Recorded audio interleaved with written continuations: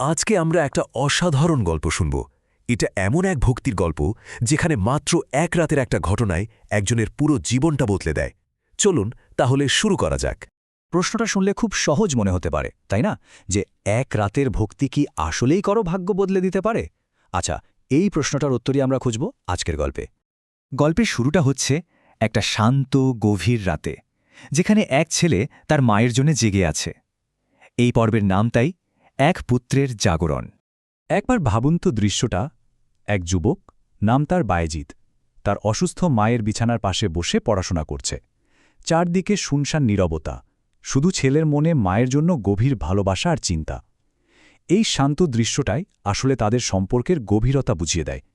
কিন্তু সেই রাতের নিস্তব্ধতা বেশিক্ষণ থাকল না। মায়ের ছোট্ট একটা অনুরোধে গল্পের মোড়টা একদম ঘুরে গেল। হঠাৎই মা চোখ মেললেন, একটু মাথাটা তুললেন, আর খুব আস্তে করে দুর্বল গলায় ছেলেকে বললেন, আমাকে এক গ্লাস জল দাও। এটা শুধু একটা সাধারণ অনুরোধ ছিল না, ছিল ছেলের ওপর তার অগাধ বিশ্বাসের একটা প্রকাশ। আর ঠিক এই মুহূর্তে থেকেই শুরু হলো আসল পরীক্ষা। এটা শুধু জল এনে দেওয়ার মতো সহজ কাজ ছিল না, এটা ছিল ধৈর্য, ভালোবাসা আর শ্রদ্ধার এক অন্যরকম পরীক্ষা। মায়ের কথা শুনে বায়েজিদ তো এক মুহূর্ত দেরি করলেন না, ছুটে গেলেন রান্নাঘরে। কিন্তু গিয়ে দেখলেন কলসিতে কোনো জল নেই। তিনি তখন কি করলেন? দেরি না করে সেই রাতে দূরের এক ঝর্ণা থেকে জল ভর্তি করে আনলেন। কিন্তু বাড়ি ফিরে এসে যা দেখলেন তা ছিল একেবারেই অপ্রত্যাশিত। দেখলেন তার মা ততক্ষণে আবার গভীর ঘুমে ঢলে পড়েছেন। দেখুন, এখানেই বায়েজিদের মহত্ব।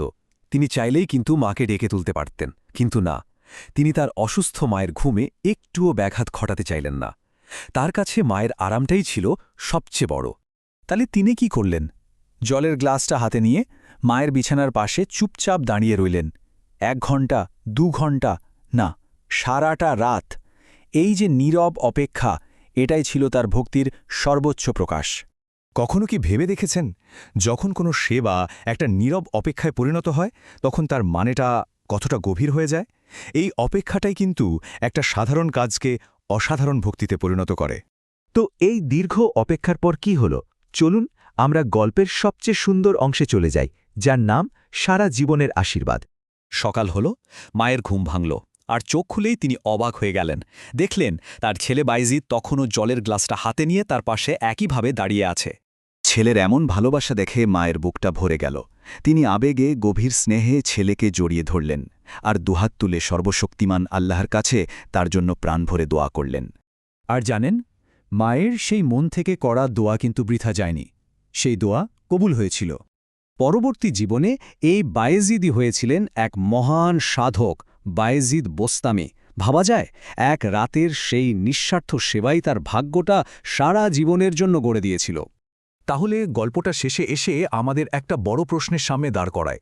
ভক্তির আসল পরিমাপ আসলে কি? এটা কি কোনো বড় ট্যাগের মধ্যে থাকে, নাকি এরকম ছোট ছোট নিঃস্বার্থ কাজের মধ্যেই লুকিয়ে থাকে? এই উত্তরটা খোঁজার ভার না হয় আপনাদের হাতেই ছেড়ে দিলাম।